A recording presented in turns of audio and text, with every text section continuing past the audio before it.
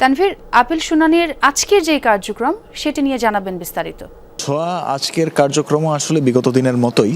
বিগত দিনের এই অর্থে যে আসলে প্রতিদিনই যে পরিমাণে আপিল শুনানির নিষ্পত্তি হচ্ছে সেই নিষ্পত্তিগুলো কিন্তু আজও সেই একই ধারাবাহিকতায় হবে, তবে পঞ্চম দিন অর্থাৎ গতকালকে আমরা দেখেছি যে ধারাবাহিকতায় একটু ব্যত্যয় ঘটেছিল। সেটি হচ্ছে যে প্রতিদিন আমরা দেখতাম যে 70টা করে আপিলের নিষ্পত্তি হতো, তবে গতকালকে আমরা দেখেছিলাম যে 100টি আপিল শুনানির নিষ্পত্তি হয়।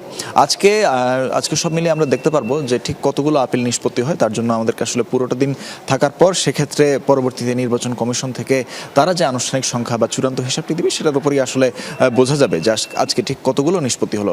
এর মধ্যে আরেকটি বিষয় জানিয়ে রাখতে চাই যে আজকে 12:30টায় বিএনপির একটি প্রতিনিধি দল আসবেন প্রধান নির্বাচন কমিশনারের সাথে বৈঠক করতে, এবং এখানে সেই প্রতিনিধি দলের নেতৃত্বে থাকবেন সালাউদ্দিন আহমদ।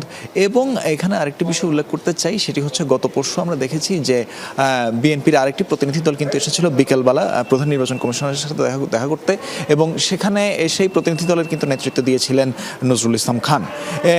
সব মিলিয়ে বলা যায় যে নির্বাচনের আগ মুহূর্তে কিন্তু রাজনৈতিক দলগুলোর বা বিভিন্ন যারা প্রতিনিধিরা রয়েছেন এবং সমাজের যারা রয়েছেন যারা নির্বাচনের সাথে সম্পৃক্ত তাদেরকে কিন্তু আমরা দেখছি যে তারা আসলে নির্বাচন কমিশনে আসছে এবং কমিশনের সাথে তারা বৈঠক করছেন, এবং তাদের যে পরামর্শ, তাদের দিক থেকে তাদের যে পর্যবেক্ষণ সেগুলো কিন্তু তারা কমিশনের কাছে তুলে ধরছেন।